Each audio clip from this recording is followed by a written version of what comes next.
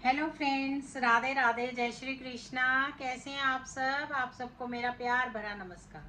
स्वागत है आपका, क्या कहते हैं, आपके नंबर में। मैं आपकी अपनी एस्ट्रोन्यूमरोलॉजिस्ट ललिता टंडन। आज आपके साथ बात करूंगी कन्या राशि का कैसा समय रहेगा देवगुरु बृहस्पति के गोचर पर। देवगुरु बृहस्पति 1 जून को गोचर में अपना राशि परिवर्तन करके मिथुन राशि से अपनी उच्च की राशि कर्क राशि में आ जाए। और कैसा रहेगा ये समय कन्या राशि वालों के लिए। आप सब जानते हैं कि जो देवगुरु बृहस्पति हैं उनकी जो कर्क राशि है वो उच्च की राशि होती है और कर्क राशि को चंद्रमा रूल करते हैं। यहाँ पर कन्या राशि वालों के लिए हम बात कर रहे हैं। अब जो देवगुरु बृहस्पति हैं वो अति व्ययचारी हुए हैं और उनका 1 साल का गोचर होता है, लेकिन वो जल्दी राशि परिवर्तन करते हैं, दूसरी राशि में जाते हैं और फिर वापस राशि में आते हैं। तो इस तरह से वो दो दो घरों के परिणाम देते हैं। तो चलिए बात करते हैं किस तरह के परिणाम आ रहे हैं कन्या राशि वालों के लिए। उससे पहले आप सब मेरा YouTube channel astrologer Lalita Tandon like कीजिए, सब्सक्राइब कीजिए, बेल आइकॉन को ज़रूर दबाइए, हमसे जुड़िए। अगर हमारी वीडियो पसंद आए तो कमेंट्स में राधे राधे ज़रूर लिखिए। बात करेंगे कन्या राशि की। तो कन्या राशि के गोचर में जो देवगुरु बृहस्पति हैं वो 11वें घर में बैठेंगे, यानी कि लाभ के घर में आपके बैठने वाले हैं देवगुरु बृहस्पति। तो आपके लिए कैसा समय रहेगा उस पर हम चर्चा करेंगे यहाँ पर। तो जैसा कि आप सब जानते हैं कि कन्या राशि जो है उसको बुध रूल करते हैं। कन्या राशि को कौन रूल करता है? बुध। और देवगुरु बृहस्पति जो हैं बुध की राशि में से ही निकल कर आए हैं अपनी उच्च राशि। कन्या राशि वालों के लिए देवगुरु बृहस्पति जब कर्क राशि में होंगे 1 जून से लेके 30 अक्टूबर तक, उसके बाद वो फिर अपना राशि परिवर्तन कर लेंगे, क्योंकि जैसा मैंने आपको बताया अति व्ययचारी हुए हैं तो जल्दी से राशि परिवर्तन कर लेते हैं। एक ही राशि में टिकते ही नहीं है, तो उनकी स्पीड बढ़ी हुई है इस टाइम पर।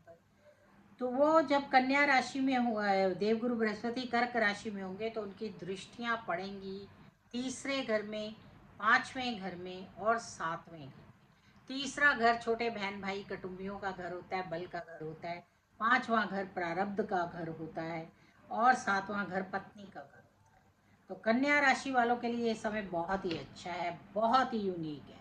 आप कह सकते हैं कि आपको बहुत अच्छी उपलब्धियां प्राप्त होंगी और आप जितना चाहें उतना अच्छा कर सकते हैं जीवन में। और यहाँ अगर आपकी दशा महादशा भी बृहस्पति की चल रही है या अच्छे ग्रहों की मित्र राशियों की चल रही हैं कुंडली में भी, तो आपकी तो बल्ले बल्ले होने वाली है। बहुत ही अच्छा समय, बेहतरीन रहेगा कन्या राशि वालों के लिए। धन की कोई कमी नहीं होगी, भूमि भूमि वाहन आदि भी खरीद सकते हैं और काफ़ी परिस्थितियां आपके अनुकूल जाएंगी। यहाँ पर आपकी किसी पुराने मित्र से मुलाकात हो सकती है, उससे आपको बहुत खुशी होगी और हो सकता है कि उससे आपको लाभ भी हो। कई बार हमें अचानक कोई हमारे मित्र मिल जाते हैं और फिर उनसे हमें लाभ भी मिलते हैं, क्योंकि वो मित्र ऐसे होते हैं कि उनके व्यापार और हमारे व्यापार भी एक से होते हैं कई बार, या हमारे जॉब्स एक से होते हैं और उससे कोई ना कोई नई अपॉर्चुनिटी निकल कर आ जाती है। तो ये समय आपके लिए बहुत ही बेहतरीन है, इसलिए आपको इस समय का पूरा पूरा लाभ उठाना चाहिए कन्या राशि वालों। अब बात करेंगे 31 अक्टूबर से 23 जनवरी का समय। ये होगा आपके सिंह राशि में जब चले जाएंगे देवगुरु बृहस्पति। अब एक ही साल में, वैसे तो 1 साल का गोचर होता है, पर जल्दी चले जाते हैं फिर वापिस आते हैं। ऐसा आपने पिछले साल देखा ही है। तो यहाँ पर सिंह राशि में जब जाएंगे तो आपके 12वें घर में गोचर होगा और उसके बाद आपके चौथे घर में, छठे घर में और 8वें घर में दृष्टियां पड़ेंगी। यहाँ पर आपके 23 जनवरी तक का ये समय होगा। तो ये जो समय होगा उसके बाद फिर से वो आएंगे कर्क राशि में ही, तो फिर से तो आपके दोबारा वैसा ही समय हो जाएगा। पर बीच का जो ये पीरियड सिंह राशि का होगा, वहाँ कहीं ना कहीं कन्या राशि वालों को व्यर्थ की चिंता हो सकती है।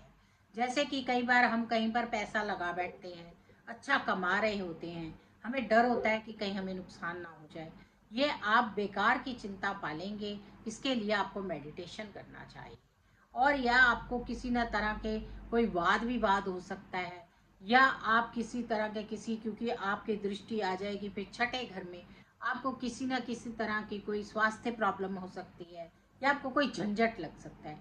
या कई बार आप देखते हैं कि कोई हमारी बड़ी काम की लेबर होती है और वो चली जाती है, या कोई छोड़ के चला जाता है। किसी तरह के कोई भी प्रॉब्लम्स व्यापार में आती ही रहती हैं।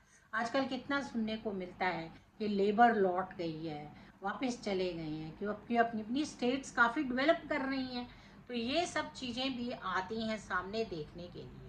मैंने खुद देखा है मेरे हस्बैंड की फैक्ट्री में, मैं काम में, शॉप में, कभी एक लेबर चली जाती है तो व्यर्थ की कितने दिन टेंशन में होते हैं जब तक नई लेबर सेट नहीं हो जाती या वो पुरानी वापस नहीं आ जाती।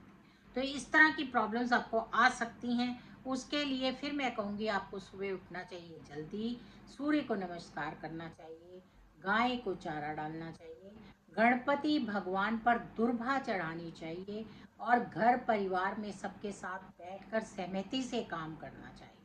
उससे कोई ना कोई घर का ऐसा प्राणी जरूर होता है, या किसी का ऐसा गोचर जरूर चल रहा होता है जो बहुत अच्छा होता है।